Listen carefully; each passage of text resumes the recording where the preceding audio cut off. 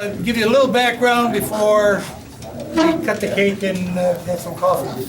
A couple of us got together, Bruce Seymour and I, and we were talking, and Bruce said, he's getting to be 90. I said, 90? Jesus, his age and his IQ match. Good. Anyhow, he knows I'm from it. Not really. But anyhow, we said, hey, you know what? It's about time. It's about time some of the geezers get some recognition. Especially the fiery little AD from Arlington High School. Arlington would not be, having gone to Hinsdale High School, Arlington wasn't necessarily a favorite of mine. But after spending 24 years and finally getting my diploma from anyhow, we said, let's do something for Russ.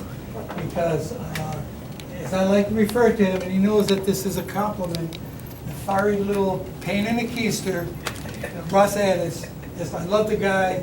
I don't know who doesn't love him. I mean, but you got to understand who Russ is and what he's all about. I don't think there's been a more loyal individual teacher person that I have known in my 39 years as Russ. He is just that kind of guy. And like I say, pain in the keister, but I love him. So, at this time now, okay, let's have the three Russ.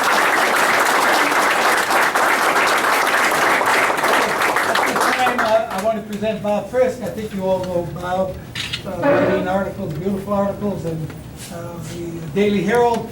He'll say a few words, and then we'll hear from Russ. So, take it, Bob.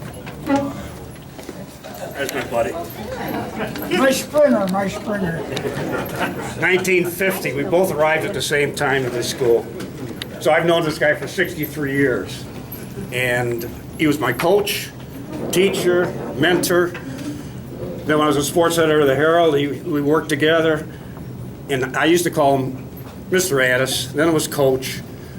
I never called him Hot Dog because he called everybody else Hot Dogs. He was actually, attention was a little laughable when he was in high school. Now, in 1950, he'll know this, he would always jog around the track, after the 8th hour. Nobody jogged around the track in those days. Absolutely nobody. And everybody would laugh. We'd chuckle. Who is this guy? He mentioned how he used to run down in Chicago and was chased by dogs and people would honk. Nobody was jogging in those days. But now Jimmy Hoffman, I don't know if Jim's still here. He might have had to leave, but at breakfast yesterday, there he is. He said a great thing. All the people that laughed at Russ back in those days are dead.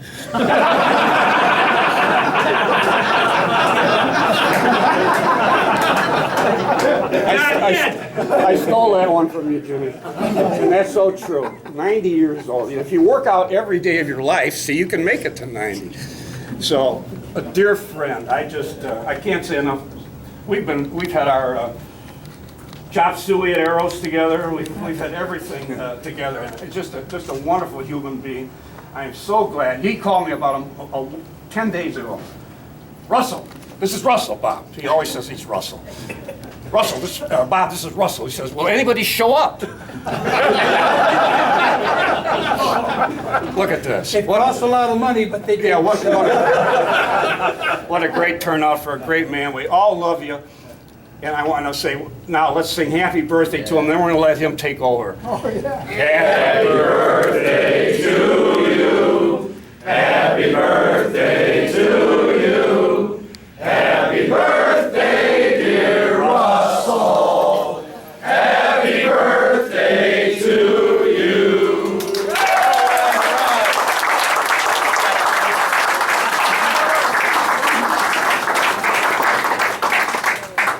Okay, sit down. I'm going to talk for a half hour. That's the longest you've ever talked. Sure. Better sit down. Here's 30 years of work. I mean, 90 years. See, I can't even count anymore. In 1950, March of 1950, I got the job to come to Arlington. And I lived in Chicago. I didn't even have a car. I'd get up at 5 o'clock in the morning, run to Milwaukee Avenue, get on a streetcar, go downtown, get on a train, get to Arlington Heights, work out, take my class, 5 classes, track practice for 3 hours, then I'd reverse the process and go back home to Chicago. Now I want to give you a couple of things that I really want to leave with you before I pass out. Arlington had five gymnastics championships. And Mary Lou, you all know Mary Lou, Blood and Guts Mary Lou, she had 5 badminton state championships. We had 2 in golf, and Ken Schaller had 1 in tennis. And then after I didn't have a car, and I was commuting from Chicago. So what was the next project? Find a place to sleep. The people in Arlington Heights didn't have apartments. They would rent the rooms in the townspeople. So I rented a home called the Scotts. You may know that they had a 5-bedroom house, 1 block from the school, and we worked there. And I lived with the Scotts for 15 years. I really thought they were going to adopt me.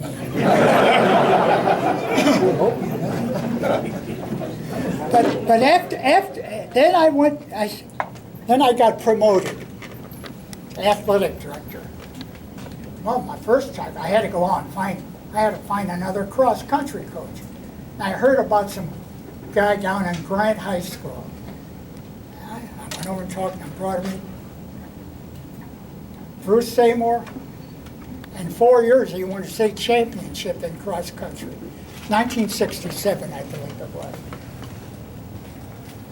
I want to tell you about 2 workouts that I did as long as I can remember. When I was working out at the track, I'd get up at Arlington, I'd get up real early, do my sprint work and sprints on the track, then I'd run up to Thomas, past the Lutheran home, turn around, come back, take a shower, and teach 5 classes again, and coach 3 hours of track. We only had 2 track coaches, 2. Ted Seiler and myself, and then for 2 years, and Ligon for a couple of years. And finally, Mr. Knuppel broke down, and he hired a weight coach for me and a football coach, Bill Beckman. Bill Beckman was a tower of strength. He knew what he was doing. He told me about some guy up in Minnesota who was reversing his form in the shot put, and we talked about it. And that's when we turned Wunderbauer around. He did it, not me. All I did when we started track practice, I'd get them all together, work them out, give them some exercises and stretch, and then I'd say, okay, disappear, get where you belong. And then the Scots were wonderful people. Then when I got promoted, I got a job. I bought a house, an apartment on Algonquin, right next to Lake Briarwood. And I got up at 5 o'clock in the morning at Lake Briarwood. When I was living on Algonquin, I'd get up at 5 o'clock in the morning. Well, as soon as I got the apartment, I bought a tuning bar for my bathroom entrance. So I'd get up every morning and I'd do my pull-ups. Then I'd go downstairs, run around Lake Briarwood, get back up to the high school and teach. But there was one wrinkle. That was before the pool. When we got the pool, I'd go up to the pool, I'd swim 10 more laps. Then I would go to work and work with the kids at Arlington. And the kids at Arlington were just wonderful kids. And my advice to all of you, if you want to reach 200, eat your oatmeal. Eat your oatmeal. Take care of yourself. And take your vitamins. I have my vitamins, there we go. And my vitamins, vitamin B, I'm giving you a lecture. Vitamin E, 800 E, 1000 C, and then I put wheat germ on my oatmeal, and that wheat germ was all folic acid, and Go slower. then I had another vitamin called Ulcer. Ulcer had 30 vitamins inside besides the one I was. So I want you to know, I really thank you for coming. I'm not going to bore you because you want to have some coffee and you want to have some cake. But I wanted you to know about my, when I moved with the Scots, remember this? The Scots were great people. Nancy and Steve Scott. Well, Nancy went to Arlington. She used to have her pajama parties at the house. I'd come home late on a Saturday night, and I'd go upstairs to my room. You know what they did? They short-sheeted my They were good kids, and Nancy and her, they were sharing and having a good time. So what can I say? All I know that a good workout at the swimming pool, a good workout at Briarwood. And that's my nephew over there. My sister, she's pushing 90 right now.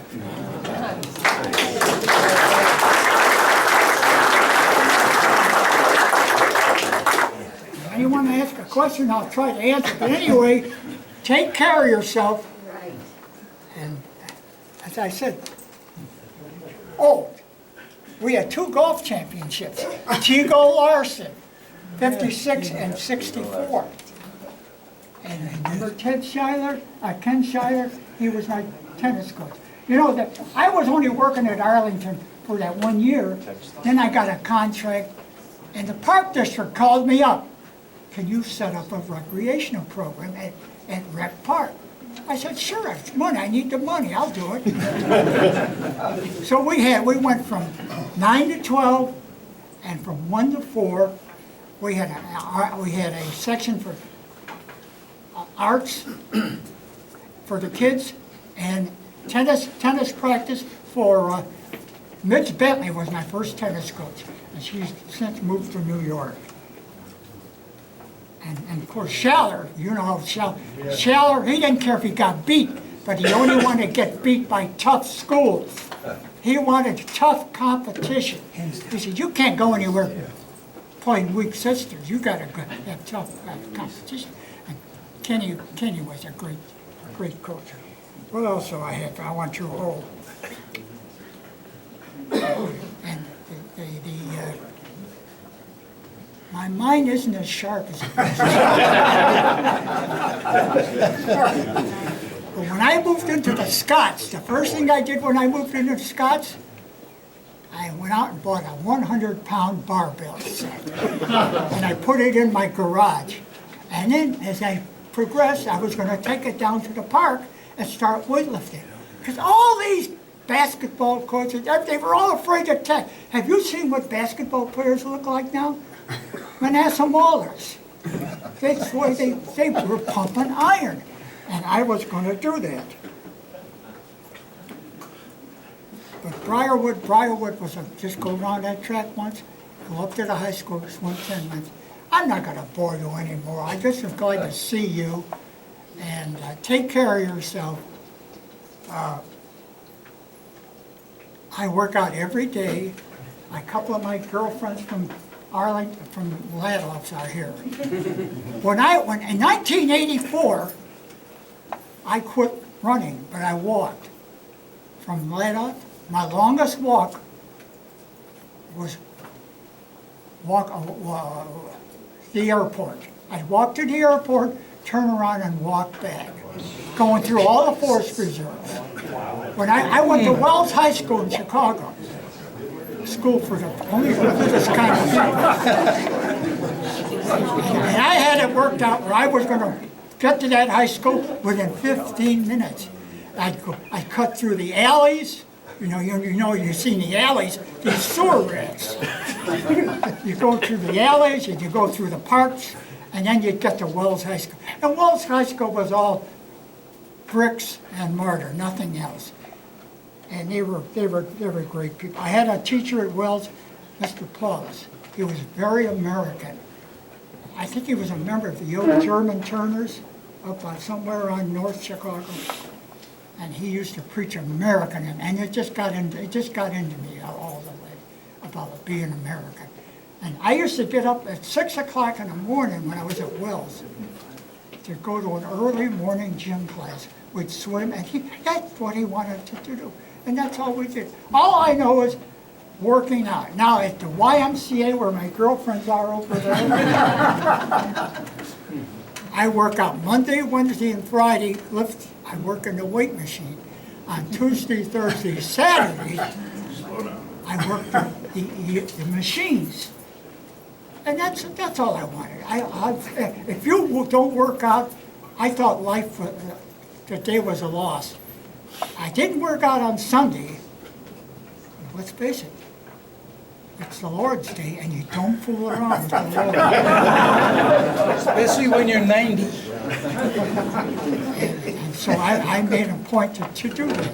But I was so happy that I moved to the Scots. Oh, and I went to Pool Motors after I got promoted to take the next year's job, and I got promoted. I went to Pools and bought a Ford. A two-door, I think I paid would that be right, $800 for a Ford? 1927 Ford, yeah. It was chartreuse. It was a chartreuse Ford. My dad was a tailor. He made me leopard skin seat covers. Leopard skin. He just put them all together. Anyway, and I made another promise to all the people in Arlington when I got hired in Arlington. I said, listen, you're paying my salary, you're my taxpayers, I love it. When I spend my money, I'm going to spend it in Arlington Heights. I used to go to Spavoda, Ladoff, Kelly, and Poole to buy my cars. I just had that kind of a thing that I wanted. I had enough. And the Scots were such wonderful people. Really. And that's about all I can say. I'm glad. If I miss some of you, we got the lady in Spain here, right there. Lady in Red. The lady in red. Lady in Red. See that? He put that movie out and everything. It was a great thing. And I take care of yourself. Yes. Ford car. Yeah, I've got it all done.